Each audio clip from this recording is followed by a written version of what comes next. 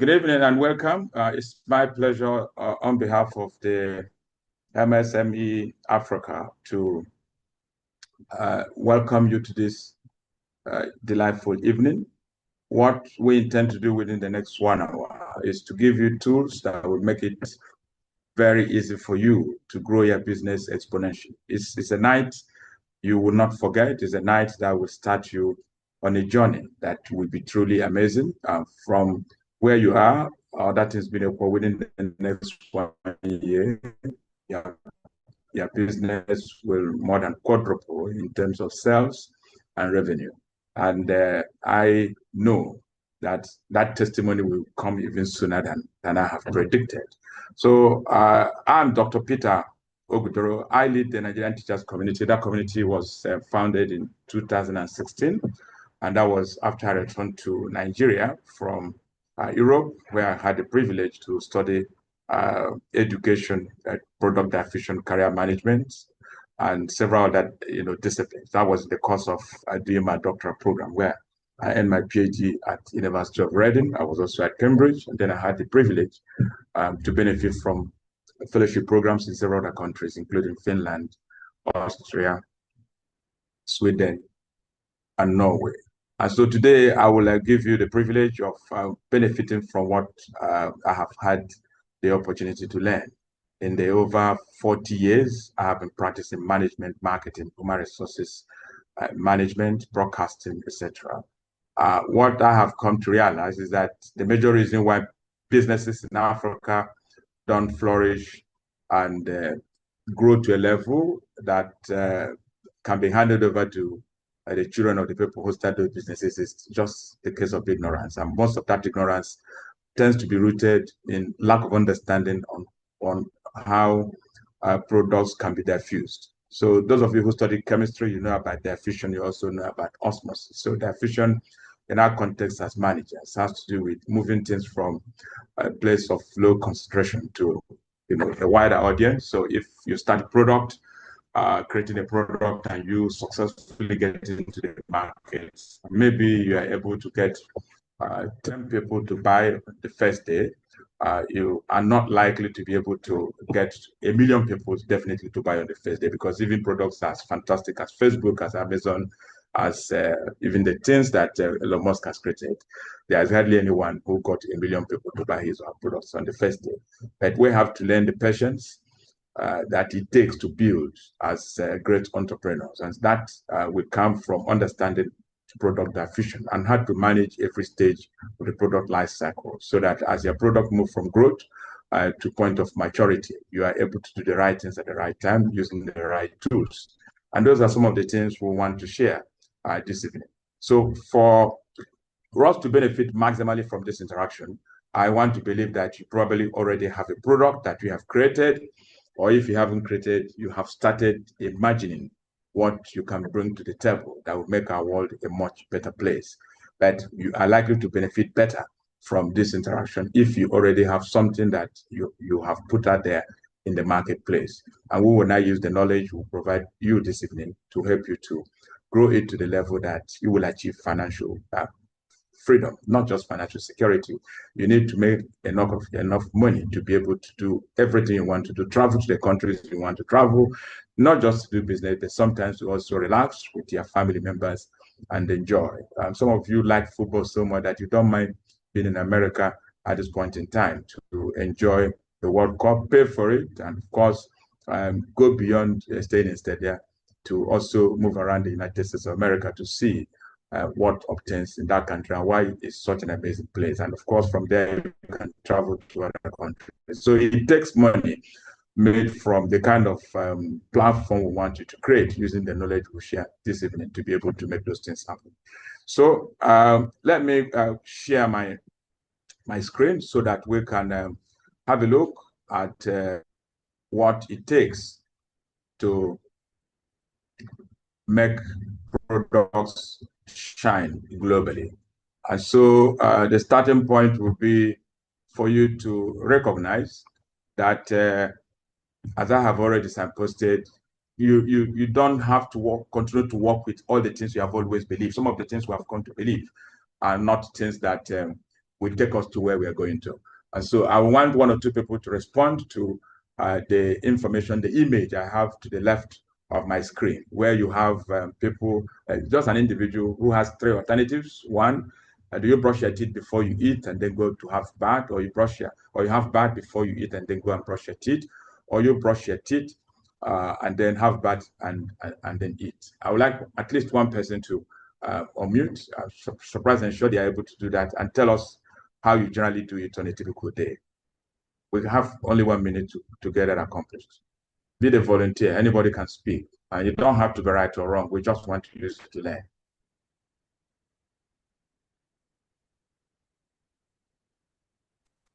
Good evening, sir. My typical day would start with brush, eat, and then have my bath. Okay, so you vote for number one?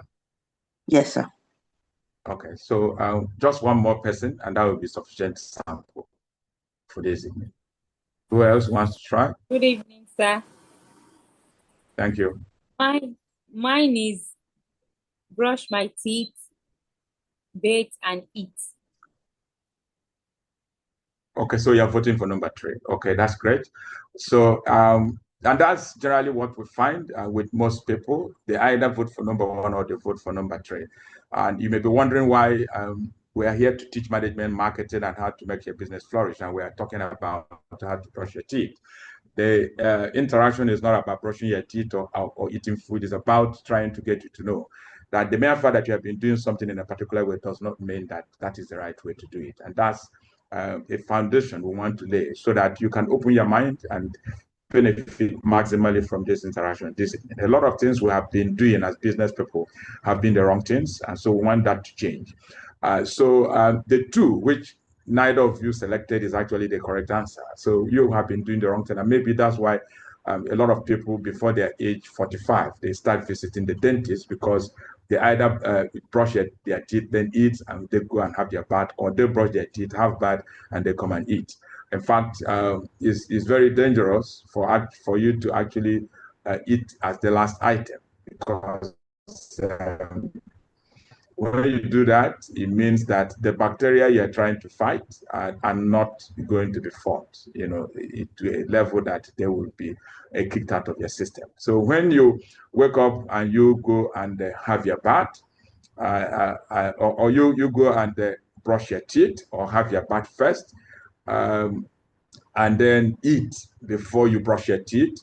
If you eat before you brush your teeth, you are definitely doing the wrong thing, because other things being equal, you brushed your teeth the night before, and meaning that there is practically nothing on your teeth, no debris, nothing hiding in different parts of your teeth, which you have to remove in the morning. So you wake up again and you brush your teeth. So what is it that you're removing? Practically nothing. So the right thing for you to do is to is either you have your bath before you go and have before you eat, or you eat before you have your bath. But the most important information to take away from this exercise is that the last thing to work remotely is to brush your teeth. In other words, after eating your food, it's advisable that within 30 minutes of eating your food, whatever it is you have eaten, whether it's tea and bread or rice and beans or chicken or whatever, brush your teeth. That way you clear every material that is left hiding in different parts of your teeth, in your gums, whatever. Germs will not be terrorizing that environment. And if you continue to do that, you will get into your old age. Even at the age of 70, you probably wouldn't have visited the dentist for the first time. So that exercise, we did it because we wanted to get you to know that what you have been doing up until now may not necessarily be the way to take you to your promised land as a business person. So having got that message, we proceed to now look at the product that you are bringing to the marketplace. So I'm assuming that other things being equal, the average person on this call or who is watching it later is somebody who has a product. And for you to make a product that you will now eventually want to promote to people, you must be sure that for you to fly and they bring you the kind of money you're seeking, bring you the kind of miracles that you are praying for, it must be a product that meets the needs of people in the world. So it's not enough for you to say you're passionate about something. So you may be passionate about alcohol, you like to drink, beer. But it's very possible that the kind of beer you like to drink is not the kind of beer the world is interested in. It's very possible you are interested in calypso music, which a few of us may be interested in. But if you go into business trying to sell the calypso music that you're interested in, and you don't have a substantial number of people in the marketplace who are also interested in it, then you are not in business, and that's something that you should not ignore. You must be in business to focus on something you are passionate about, but you also have the capacity to produce it to an immaculate level, to a level that you are the best person providing it in the marketplace. You are, to some extent, a monopolist. So when everybody who is interested in that type of thing, comes to the marketplace to buy it, when they test their own, they stop testing all other products, because you have the capacity, the knowledge, the skills, the resources, and sometimes even the government backing to be able to do that. But that's also not enough. If you produce it because you have passion for it and you have the capacity, to make it, but the world is not interested in it, you are not going to make money. So it's always very important that before you go into investing heavily in anything that you are interested in, you must try and answer the question: this thing that I love, do other people love it? Because it shouldn't be about you. It should be about the people who are going to part with their money in order to take your product. So if you love it and other people don't love it, you are not in business. So that's very important for you to know. So the sweet spot for you is that place where what you love, which is what you're passionate about, is also something that you have the capacity to produce. And at the same time, it's also something that the world is looking for. So if those three are working together and are present at the same time, then you have a product that you can now start thinking about how to diffuse it, how to get as many people as possible to give you money for it. But if it's something that the world is not interested in, no matter how passionate you are about it, you just be working, and at the end of the day, the person is not making money. And that's why sometimes people say an individual is working like an elephant and probably eating like rat, which is not where we want you to be. So after this evening's interaction, you'll be able to truly work very hard and at the same time get adequate returns, for your investment. Having determined that you now have a product that the world is interested in, the next thing to ask is, what kind of product are you bringing to the world? Have you taken into consideration what your customers, prospective customers, are interested in? What kind of product is that? Is it the weight, the color, the kind of raw material you have used to make it, the taste of that product, the size of it, the packaging, everything, and even the brand name. Sometimes your brand name is very critical if you are going to become very successful. So some years back, maybe about 20 years ago, there was a company that brought a kind of coffee, tea, sugar, and milk put together. And it was something that was being served, people for breakfast. It was put in a sachet. It was about the best product in that category in the Nigerian market at the time, but it couldn't fly because they gave it the wrong name. They gave it the name Al. Al in the Nigerian context is something that people who are very religious are not likely to want to consider, because those who are very religious believe that if they eat something that they will start flying in the night. And so if you know Nigerians who are very much into fighting witches and wizards all the time, if you give them something that they believe can make them, once they consume it, then they start flying in the night. That definitely is not a product you want to go for. So that product failed woefully, even though it was the best product in the market, but just the name of the product made it to fail. So sometimes you may have your name and even the name of your business, the organization, and the product can be the barrier that is stopping you from moving forward. So in the Nigerian context, don't ignore our cultural context. It's very critical. After you have got your product right, then make sure you price appropriately. And as we discuss price, you must know that you don't have to be the cheapest product in the market. Sometimes it does pay to be the most expensive product in the market, especially if what you're providing puts you in a monopolistic category. So you're offering something no other person is able to offer, probably because of your high-level skill, because of the kind of education you have received, and because of the kind of raw material, because of the formula that you have that no other person is able to duplicate. And that's why you see some products in the world, they cost 4 times more than the average product in the marketplace, but they are able to ask for that kind of price and get even the majority patronizing it and ignoring the ones that are selling for a penny. The reason is simple. They're offering something that is very important, which people desire. If you look at the university called Harvard University or Cambridge, where I have had the privilege to study, you see those places, parents are happy to even offer bribe and sell everything they have to be able to get their children into MIT, into Harvard, into Stanford, into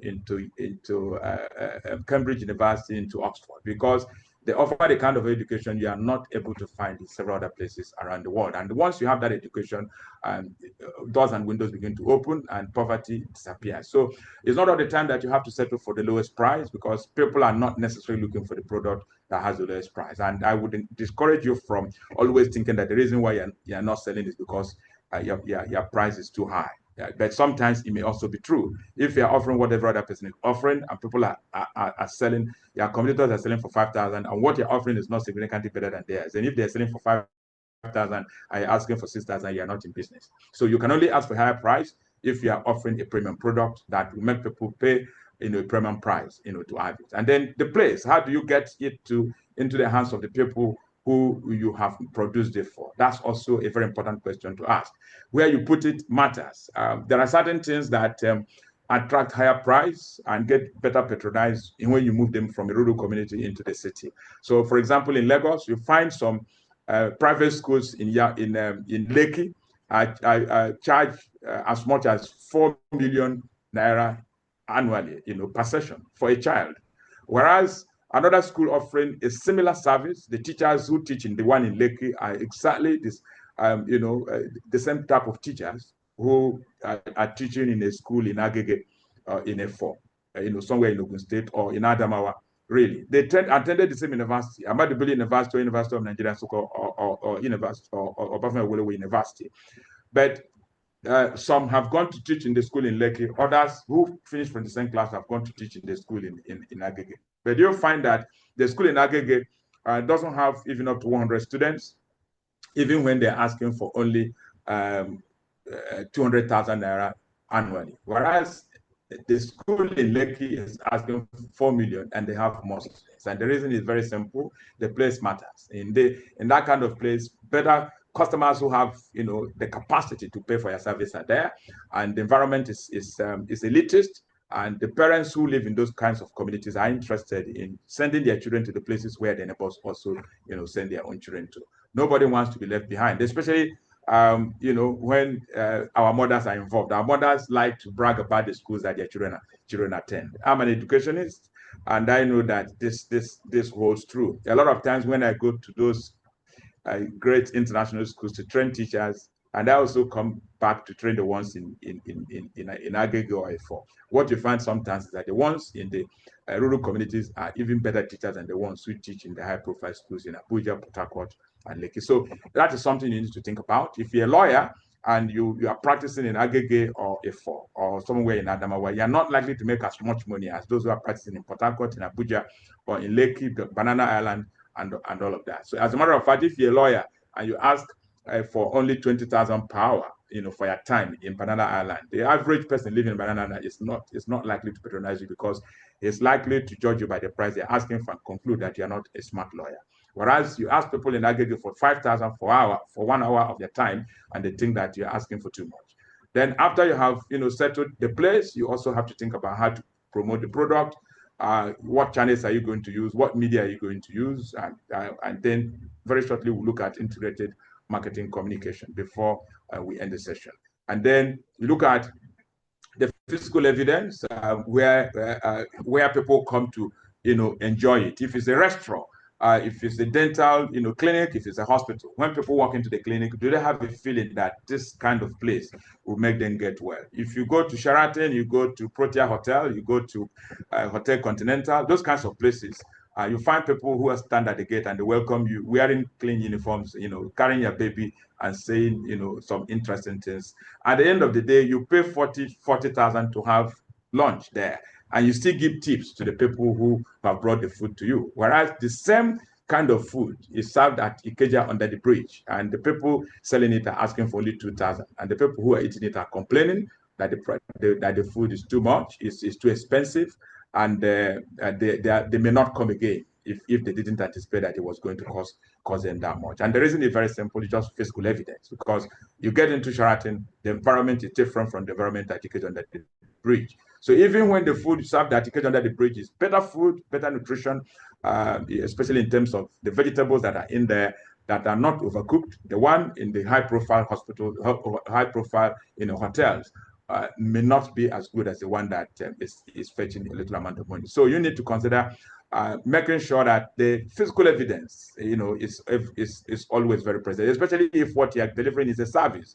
People like to come into environments where they feel great, and places they can, bring their friends to brag about the kind of environment where they eat or where their children, go to school.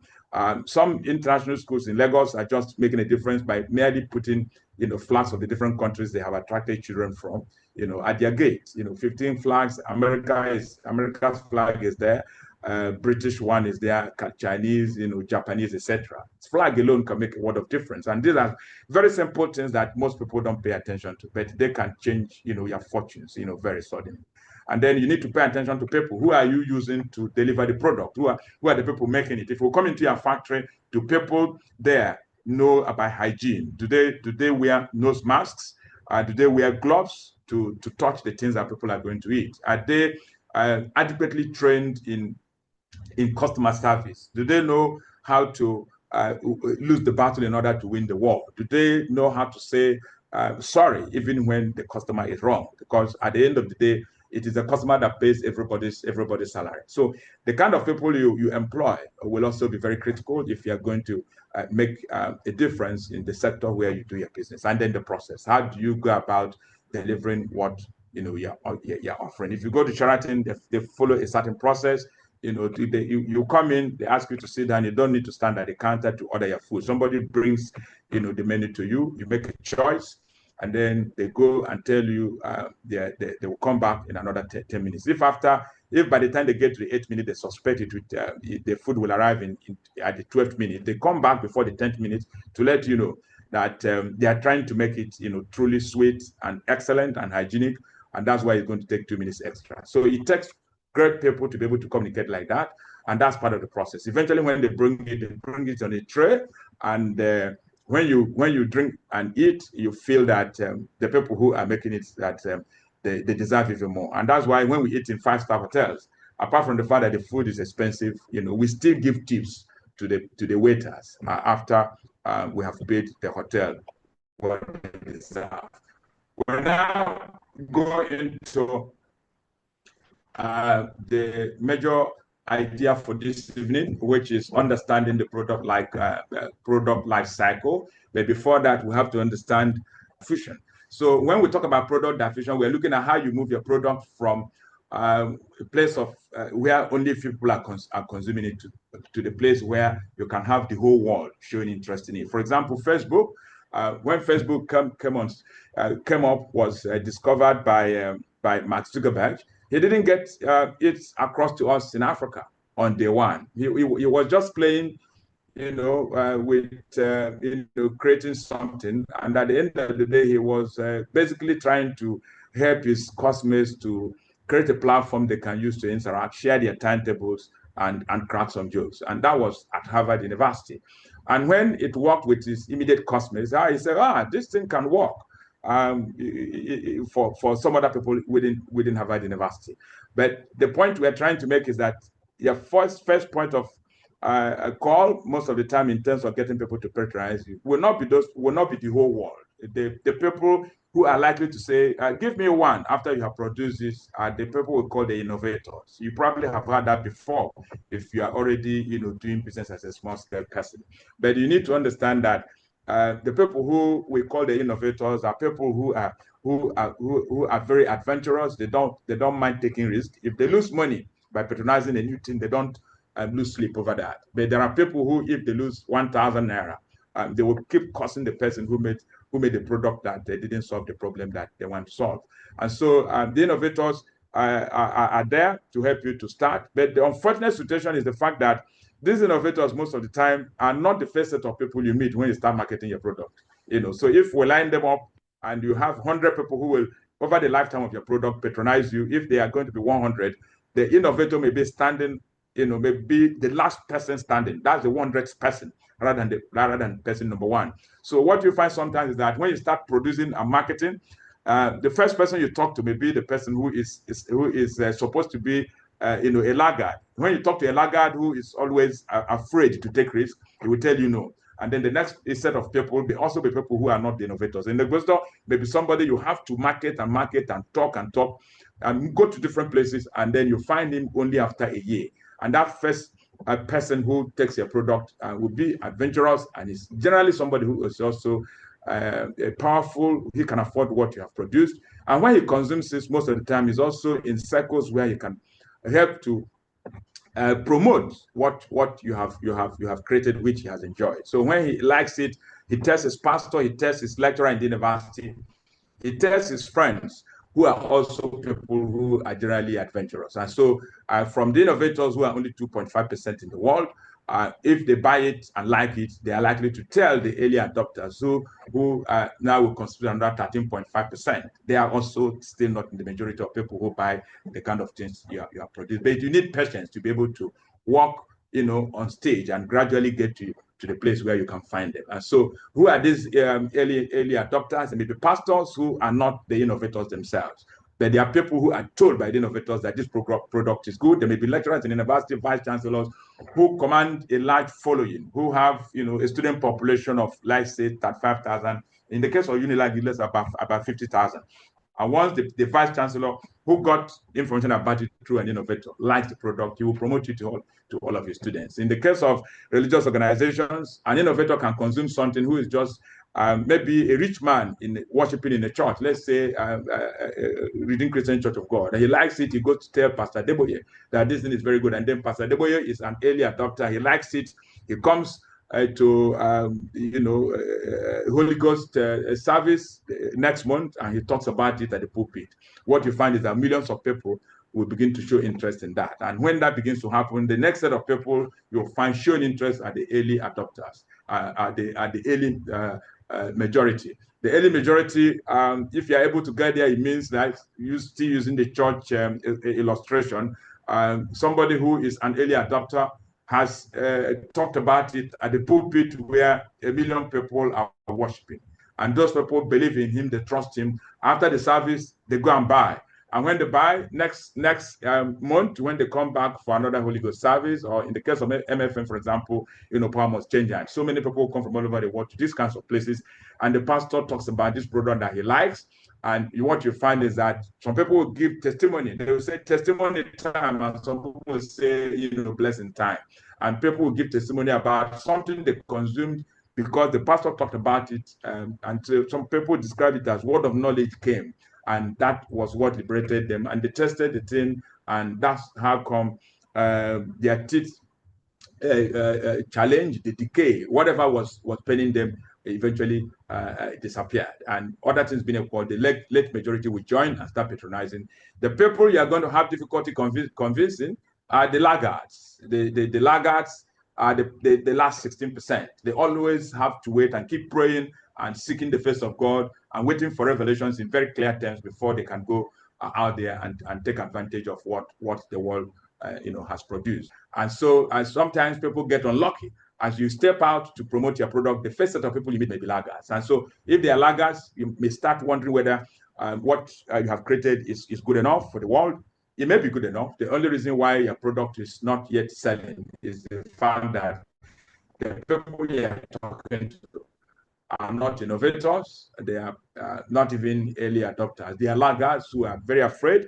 A lot of times you also find that the laggards, have a combination of several factors that work against new products. They are also likely to be people who don't have a lot of money. They earn below minimum wage, and so they are very careful when they want to spend money. They do the calculation very, very carefully and make sure that before they spend any couple, they pray about it, and they are sure that it will bring them the kind of dividend they are looking for. So understanding this is very important.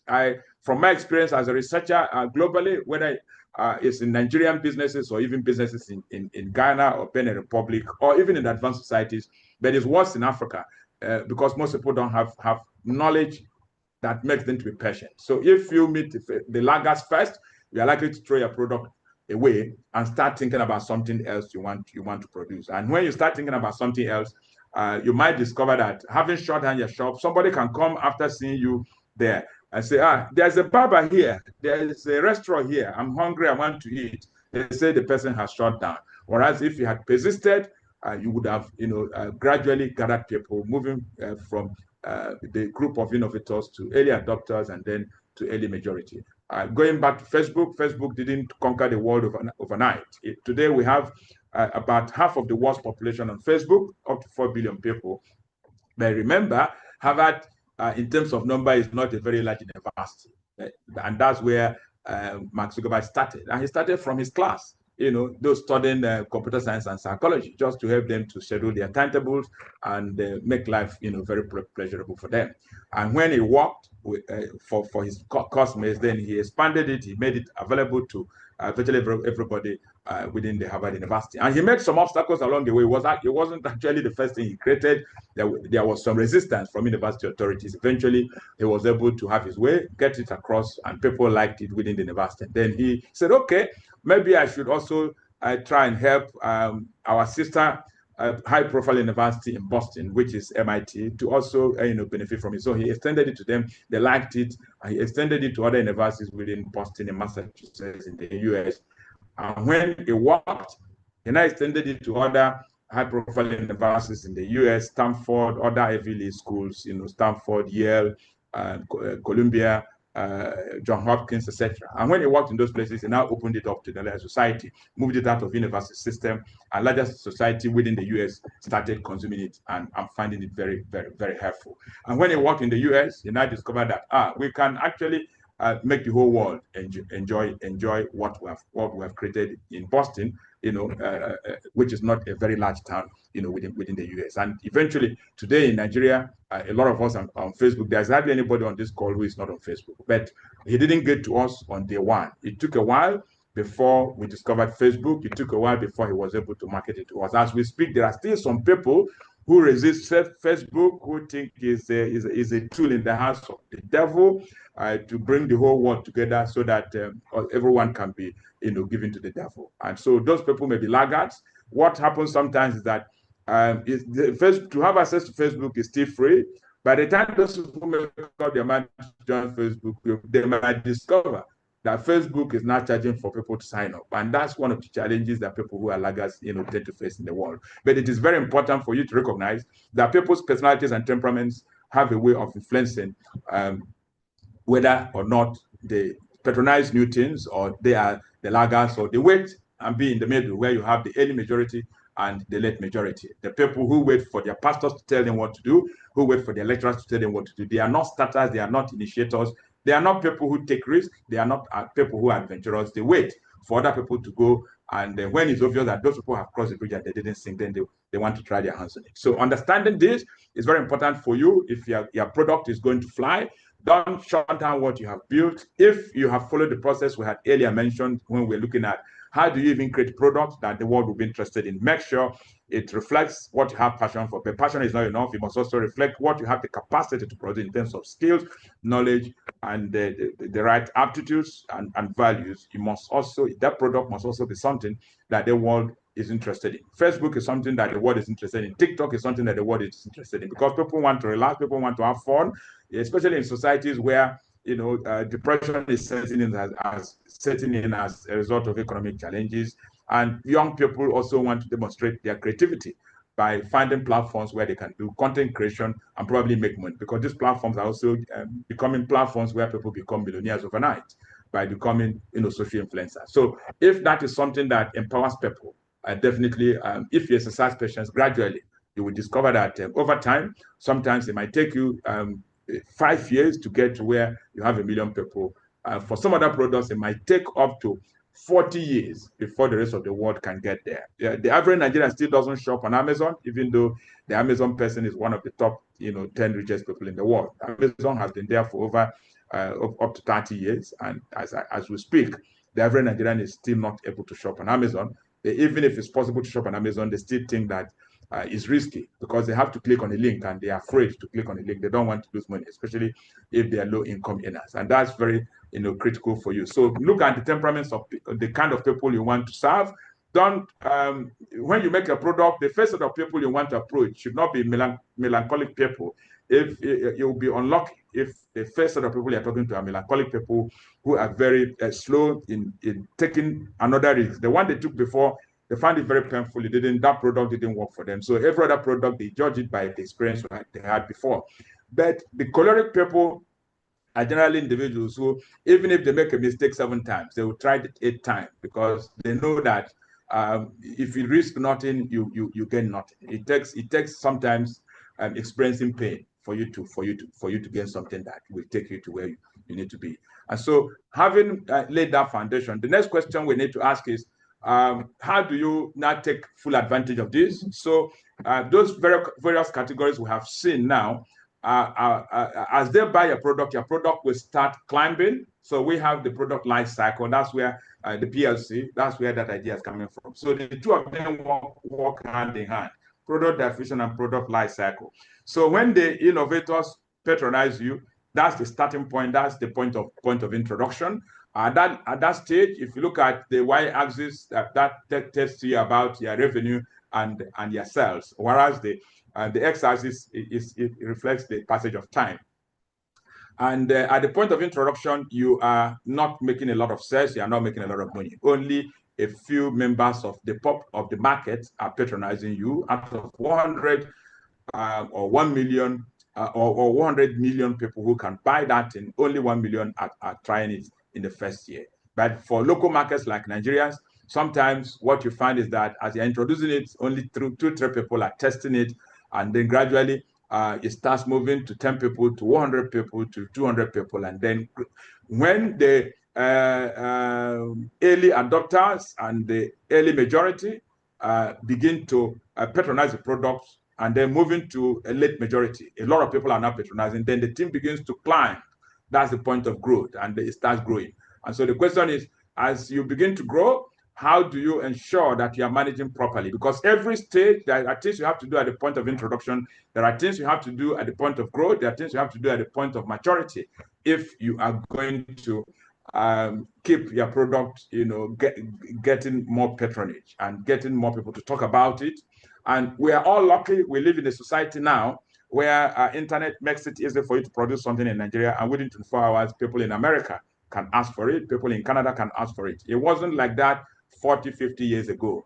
So, but the mere fact that that is a possibility now does not mean that everybody is benefiting from that, because most people are just doing what their friends are doing without following, as you might want to call it, due process. So what do you need to do to be able to benefit from what you have created? To manage your products well, use integrated marketing communication. And when we talk about integrated marketing communication, we're looking at public relations, we're looking at publicity, we're looking at advertising, we are looking at personal selling, we're looking at direct marketing, we're looking at sales promotion. So each one has its place. They don't play the same role.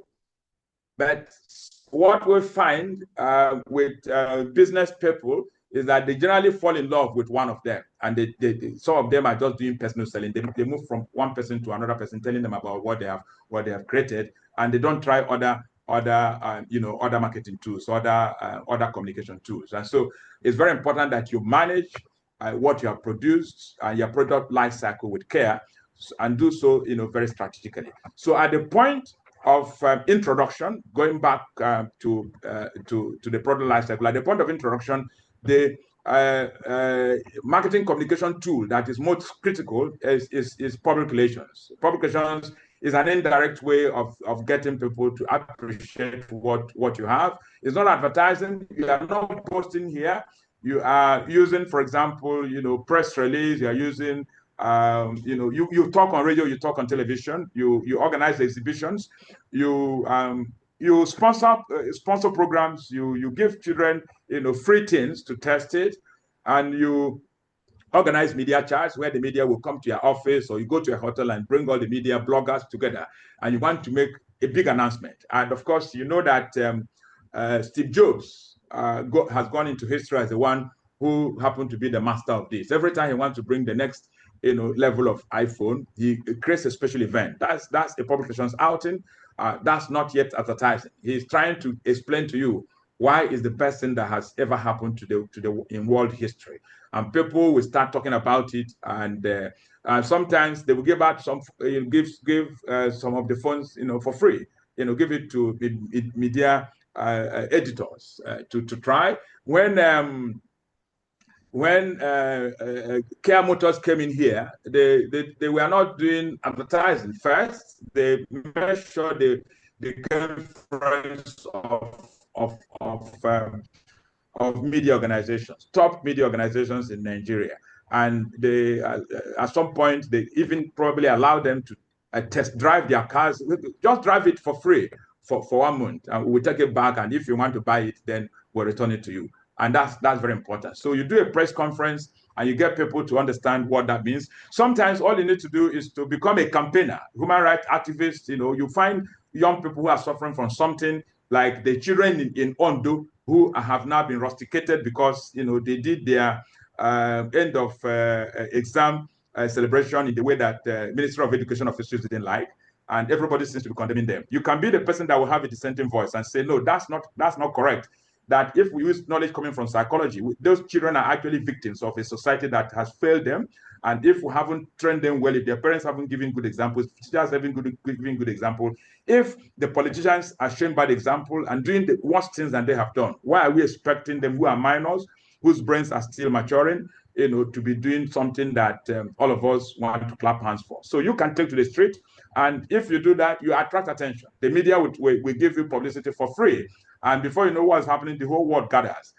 You remember, those of you who follow football, this current World Cup, the 40-year or is it that 5-year-old guy from Cape Verde who stepped out to say, I'm going to ensure that my country wins this World Cup. He got there and he made wonderful saves on day one when they played against Spain.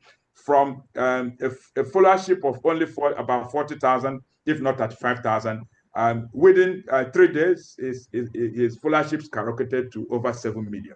So sometimes you need to think about something very strategic you can do that will give you exponential advantage. You can't keep doing ordinary things and expect that extraordinary things will happen to you. So after public relations, which generally should be a first port of call, promote that in a way that utilizes appropriate scientific skills, tools and skills to be able to get it across the society.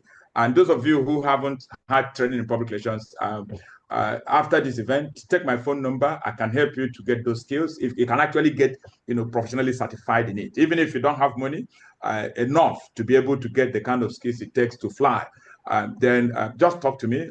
Where I do run, a program that helps people from disadvantaged homes to acquire that skill, and they don't have to pay as much as people who work in corporate environments that are paying. I have been at this for over 40 years, and I can see how many people who today are directors and have set up globally relevant companies just because they have patronized and utilized this tool of publicity. And then there's publicity, where the focus is not on selling anything and making money. It's just dishing out information, issuing press releases, and just getting people to know that you exist. And then after that, you can then start doing advertising and letting people know how much your product goes for.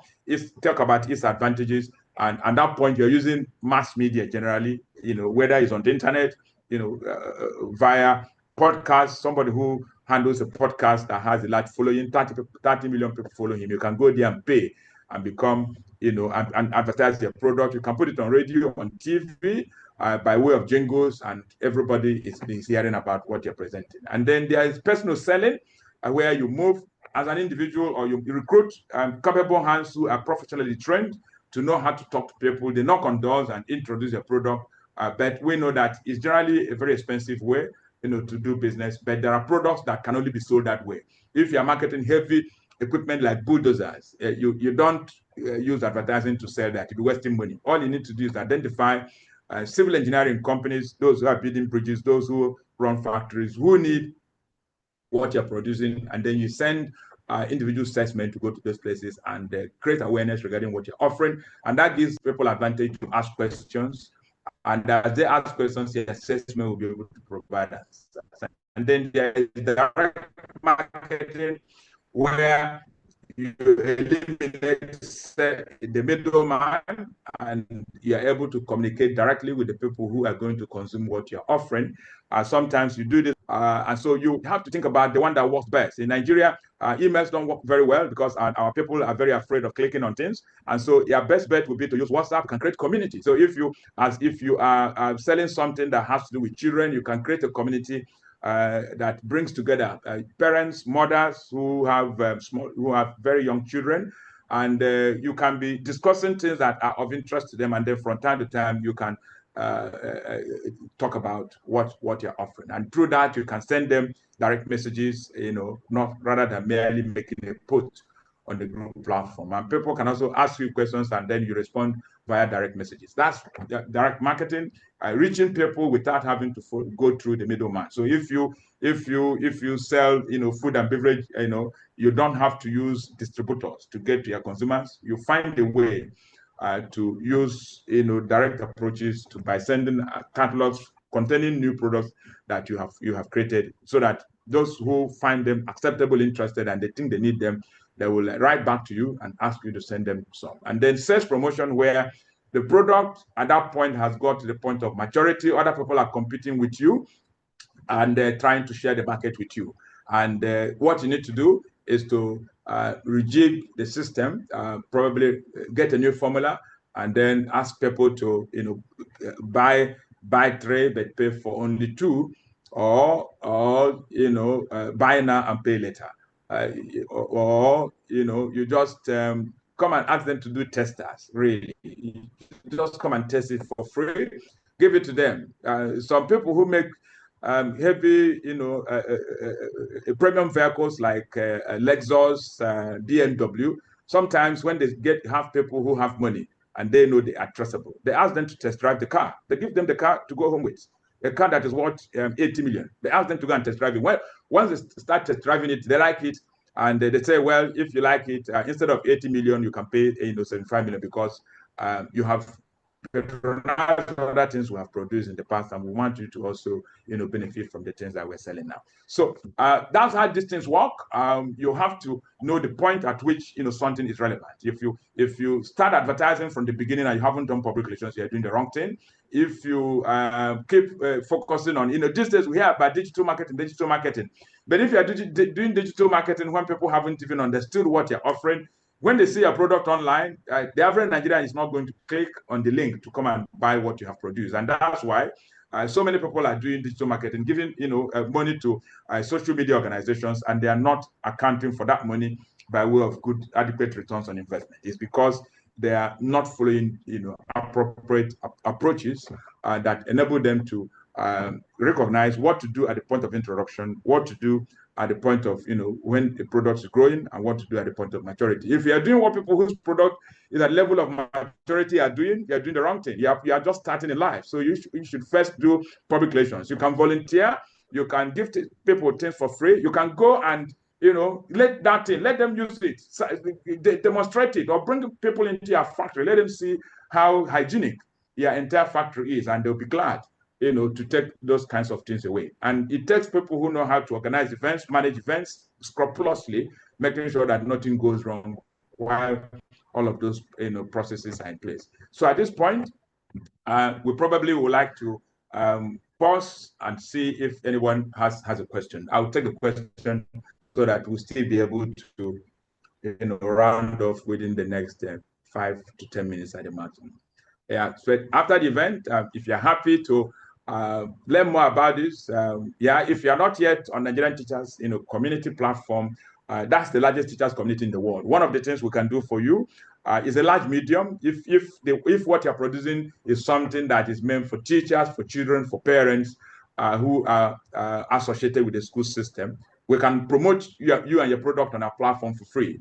Especially if you're on this call today, or you are watching it and you want to do a follow-up. Yes, all you need to do is probably volunteer for the community. Everything we do on our platform is for free, and we reach teachers in over 100 countries, and our members serve as many as 25 million children daily, using their classrooms to empower them in different parts of the world. And so we can empower you next. I have done this for a period of 40 years, helping young people to set up businesses and get them to flourish, over time. So let's help you to do that. As we finish, just go to Facebook and type Nigerian teachers. That's all. The group that reads 1.1 million members. Just get in there. It doesn't take more than half a second, to join. And of course, if you like to explore the details of public relations, especially if your money is not at the level that people who work for Shell or banks can pay, just reach out to me. We'll find a way to accommodate you to benefit from the next cohort of trainees who can use it to take their businesses to a global level. Yeah. So if by a show of hand, you let us know if you have a question, I will take the question and then we can round off so you can move on to other things you want to do. My hand is up, sir. Okay, that's fine. Please go ahead. Good evening, Mr. Goduro. My name is Fayo Williams, and Okay. I've met you in the company of late Sonny Oja Bese. Okay. Long time ago, sir. This was That's a very good. insightful presentation. I enjoyed it. So my questions are two. Number one, I didn't quite get where you said digital marketing rests in those concentric circles, because we all know it's like the in thing now, but where does it, feature? Where exactly does digital marketing feature?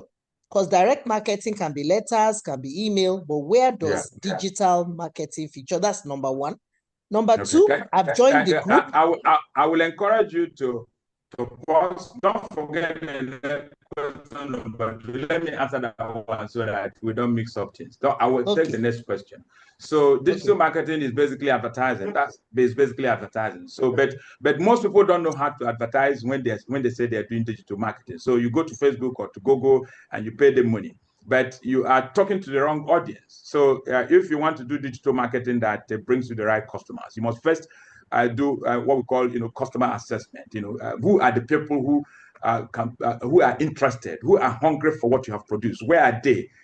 So if, for example, you produce something for teachers, it's not every teacher you should be looking to serve, because the teachers in Agege may not have the money it takes to patronize what you have created for teachers. But the teachers in Abuja, in Port Harcourt, and in Lekki, in Lagos, may be the kind of teachers who earn enough money to be able to produce what you have created. So if you're advertising, that's so digital marketing there, you're advertising, but you're advertising to all the teachers. So don't select only teachers. Narrow it down to teachers in Lekki. They are the ones who earn enough money and who also are hungry for learning, because they're earning $500,000 in a month. Some of them are earning as much as 1 million, whereas the teachers in Agege are earning 45,000. Because they're earning 45,000, they don't have enough money to be able to patronize a training program that will empower them to do more. But the ones in Lekki have benefited from training programs coming from all over the world before. They paid 150,000 for it, they paid 200,000 for it.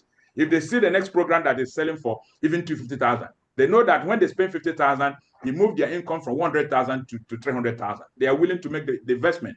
But the ones in Agege are not going to make the investment, because they will keep telling themselves that the money, as we say in Nigeria, you don't reach anywhere. So don't talk to the wrong audience. Get some training if you are not yet at that level. And of course, get my phone number. Dr. Peter Goduro is the next slide. You will just talk to me by way of WhatsApp or direct message or telephone. A typical evening between 7 and 9 o'clock, I can help you with next steps. That's the way to answer that question. Yeah. Thank you, sir. I think you have virtually answered the second question, because these teachers need my first aid boxes in their school, but they have been the most difficult to target. But with what you have said now, I understand I can do my segmentation better. Thank you. Very good. And I'll be in touch. I've so joined the group. I've applied. It's as if I was in the spirit to know what you were very much created. in the spirit. Thank you, sir. Yeah, it's my pleasure.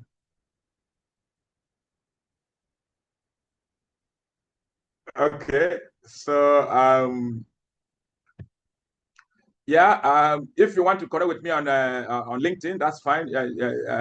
If you also go to LinkedIn and type Dr. Peter Goduro, if you type it on Google, it's the name that has been around for several years, just as Madam has confirmed. We have been at this for decades, empowering people across the world. And I'm happy that we have had the opportunity to talk to people on this call this evening. And then if you're watching the video in the comfort of your home or in your car or wherever you may be, feel free to reach out. Dr. Peter Ogudoro will be happy, to help you to move to the next level. The number to call if you're in Nigeria is 090-6960-3692. Of course, if you're outside the country, the number to reach, the code is +234. That's Nigeria's code. And then you add, you remove the 0, and then you put 9.